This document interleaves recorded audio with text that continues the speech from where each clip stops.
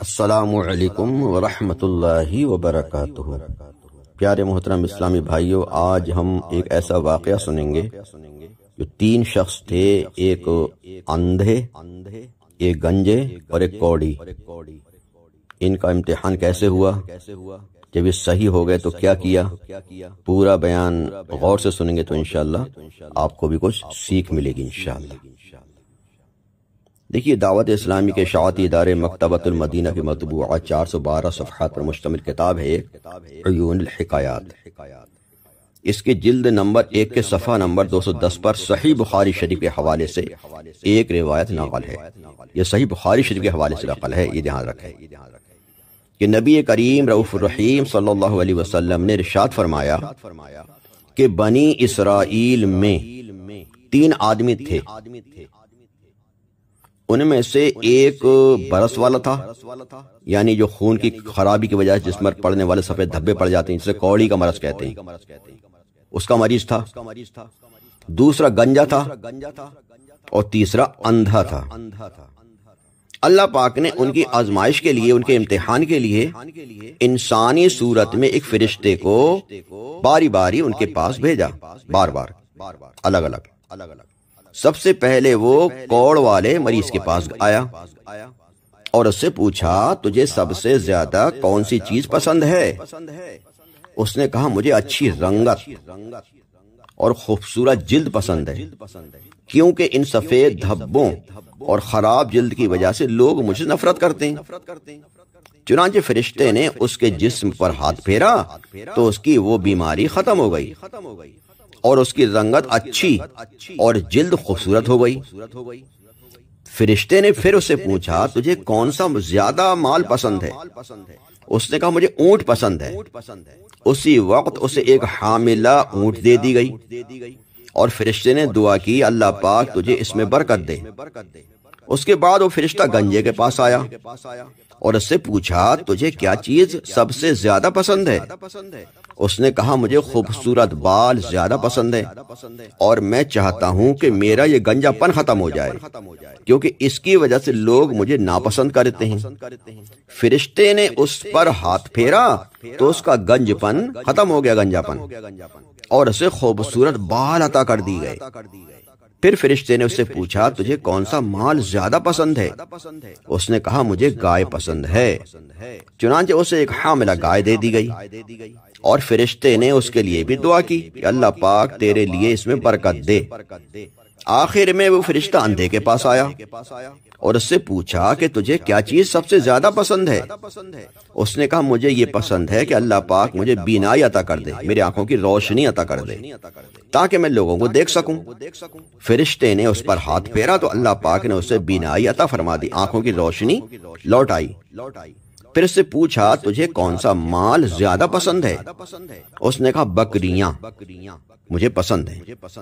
چنانچہ اسے گابھن بکری دے دی گئی۔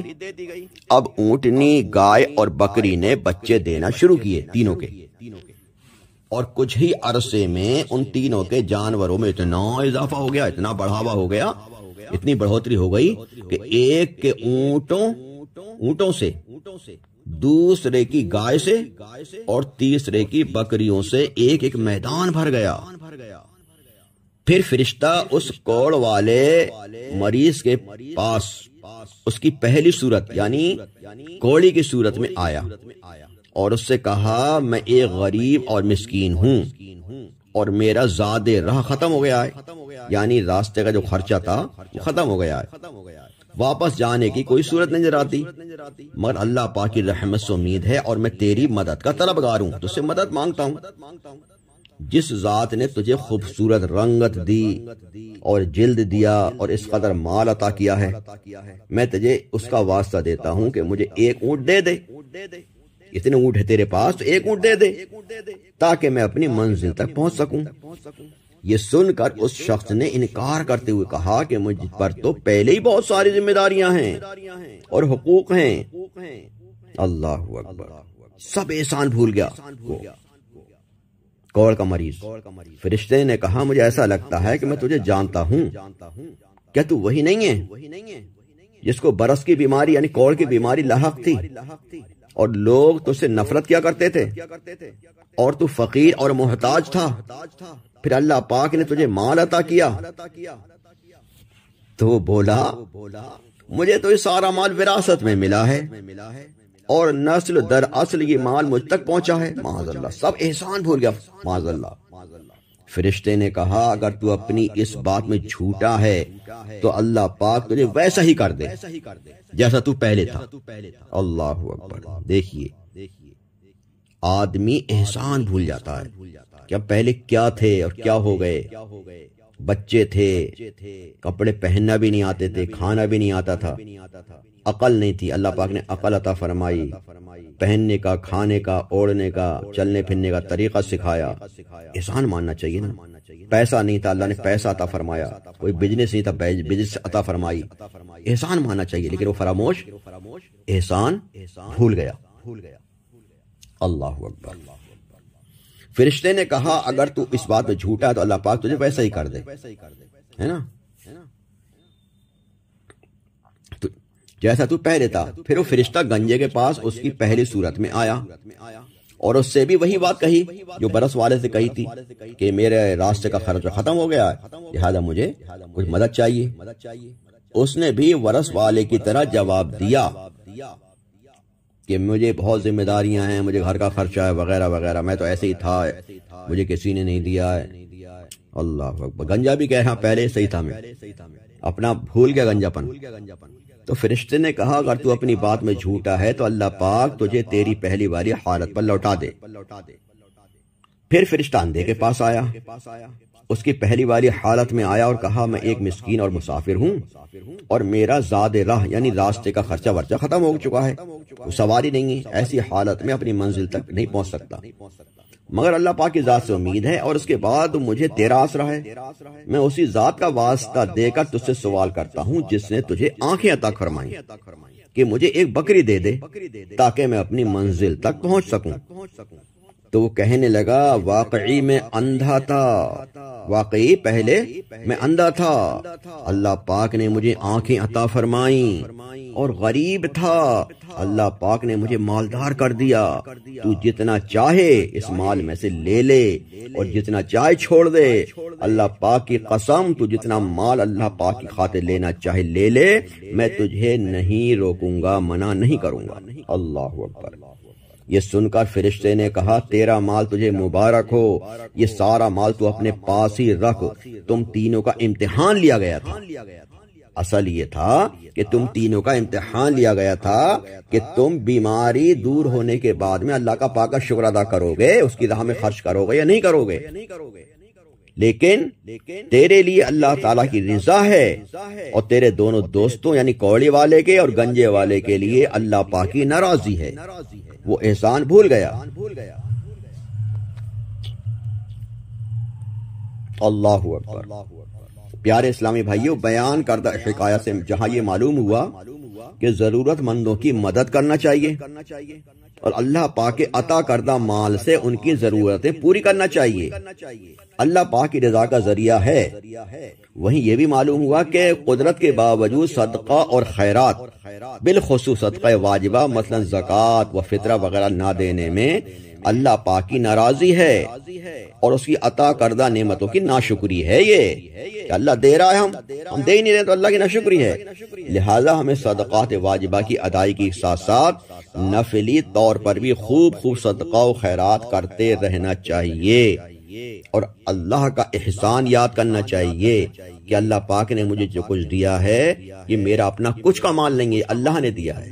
محنت تو مجھ سے بہت زیادہ کرتے ہیں، مزدور کتنی محنت کرتا ہے، نوکر کتنی محنت کرتے ہیں، خادم کتنی محنت کرتے ہیں، پھر بھی اوپر نہیں اٹھتے۔ تو یہ اللہ کی عطا ہے، تجھے دیا ہے۔ تو اگر ہمارے پاس اچھا کاروبار ہے، اچھی بلڈنگ ہے، اچھے میل ہیں، اچھے بھٹے ہیں، جو بھی ہمارا کاروبار ہے، دکان ہے، بزنس ہے، تجارت ہے، کوئی سیلری لگی ہوئی ہے، نوکری لگی ہوئی ہے اچھی، تو یہ سب اللہ کا کرشمہ ہے، اللہ کی قدرت ہے۔ تو ہمیں اللہ کا شکر ادا کرنا چاہیے کہ اللہ پاک تو نے ہمیں عطا فرمایا، تو اس کے لیے ہم جتنا چاہیں اللہ کی راہ میں خرچ کریں کہ اللہ پاک تیرا ہی تو ہے۔ اللہ پاک تو نے خود فرما دیا وَمِمَّا رَزَقْنَاهُمْ يُنْفِقُونَ، ہمارے دی ہوئے روزی میں سے ہماری راہ میں خرچ کرو، تو ہم کیوں نہ خرچ کریں۔ بھائی ہم تو یہ دعا کریں کہ اللہ پاک ہمیں اور زیادہ دے تو ہم اور زیادہ دیں، اللہ پاک ہمیں جتنا زیادہ دے گا ہم جتنا اللہ کی راہ میں خرچ کریں گے، اور خرچ کریں گے اللہ پاک ہمیں بڑھا کے دے گا۔ تو ہم اس میں کنجوسی نہ کریں۔ بہت سے غریب لوگ یہ سمجھتے ہیں کہ یار ہم تو دے نہیں پائیں گے، ہمارے پاس پیسہ نہیں ہے۔ ارے بھائی پیسہ نہیں، 1 روپیہ تو ہے نا، 10 روپے تو ہے نا، وہی دے دو اللہ کی راہ میں۔ کبھی کبھی لکھا ہے کتابوں میں کہ 1 لاکھ سے بڑھ کر 1 روپیہ ہو جاتا ہے۔ جیسے کسی کے پاس 2 روپے تو اس نے 50% دے دیا، آدھا 1 روپیہ، 50% ہو گیا۔ کسی کے پاس 1 کروڑ روپیہ، اسے 1 لاکھ دے دیا تو اس کا تو 1% ہوا نا، تو 1 لاکھ سے 1 روپیہ بڑھ گیا وہ۔ تو یہ نہ سوچے کہ 1 لاکھ والا ہی کامیاب ہے، ہاں اللہ نے جتنا دیا اخلاص کے ساتھ وہ بھی کامیاب ہے، لیکن آپ بھی کامیاب ہیں۔ اور ہمت نہ ہاریں، اللہ پاک سے بزنس کر لیں، پارٹنرشپ ہو جائے نیکی کاموں میں۔ اب جو غریب نہیں دیتا نا تو وہ غریب ہی رہتا ہے، لیکن جو امیر دیتے رہتے ہیں اللہ پاک اور بڑھا کے دیتا رہتا ہے اور وہ امیر ہوتا رہتا ہے۔ تو اس بات کو ضرور یاد رکھیں کہ ہم اللہ پاک کی راہ میں دیں گے تو مال میں کمی نہیں آئے گی، بلکہ اللہ پاک بڑھا کر دے گا، اور اللہ پاک یہاں بھی بڑھا کے دے گا، قبر میں بھی روشنی عطا فرمائے گا، اور اس وقت بھی دے گا میدان محشر میں جہاں ہمیں سخت ضرورت ہوگی، سخت ضرورت ہوگی۔ عرش کا سایہ عطا فرمائے گا، حوض کوثر سے جام پینا نصیب فرمائے گا، پیارے آقا صلی اللہ علیہ وسلم شفاعت فرمائے گا، صدقہ جنت تک لے جائے گا، پل صراط پر آسانی سے گزارے گا، سایہ کر دے گا، سب کچھ تو آسانی ہے۔ تو ہم اللہ کی راہ میں دینے سے کبھی نہ ہچکچائیں، دل سے دیں، خوش دلی سے دیں، اچھی نیت سے دیں، اور جو آپ سے مانگنے آئے اس کا شکریہ ادا کریں کہ لے جا بھائی، میں تو خود پہنچانے آتا، ورنہ تو نے میری مشکل حل کر دی، میں نکل کے آتا تمہارے پاس، تم چل کے آ گئے، بہت اچھی بات ہے، تم میرے مال پاک کرنے کے لیے آئے ہو، میرے مال کا میل لے کے جا رہے ہو، تو یہ تو مال کا میل ہے زکوٰۃ، ہمیں ضرور ادا کرنا چاہیے۔ اور زکوٰۃ و فطر کے علاوہ جتنا نفلی صدقہ دیں وہ بھی ہمارے لیے فائدہ مند ہے۔ یہ صدقہ جو ہے نافلہ، یہ بلاؤں سے بچاتا ہے، بری موت سے بچاتا ہے، انشاءاللہ عمر میں برکت عطا فرماتا ہے، رزق میں برکت عطا فرماتا ہے، ایمان پر انشاءاللہ خاتمہ ہوگا۔ تو ساری باتیں مد نظر رکھتے ہوئے ہمیں جتنا ہو سکے، جتنا اللہ پاک نے دیا زیادہ سے زیادہ صدقہ دینے کی کوشش کرتے رہیں۔ اللہ پاک ہمیں اپنی راہ میں صدقہ کرنے کی توفیق عطا فرمائے، اور جو اخلاص کے ساتھ دے رہے ہیں اللہ پاک ان کا صدقہ قبول فرمائے، ان کو بہتر سے بہتر دنیا اور آخرت میں نعم البدل عطا فرمائے، آمین بجاہ النبی امین صلی اللہ تعالی علیہ وسلم۔ صلوا علی الحبیب صلی اللہ علی محمد صلی اللہ تعالی علیہ وسلم۔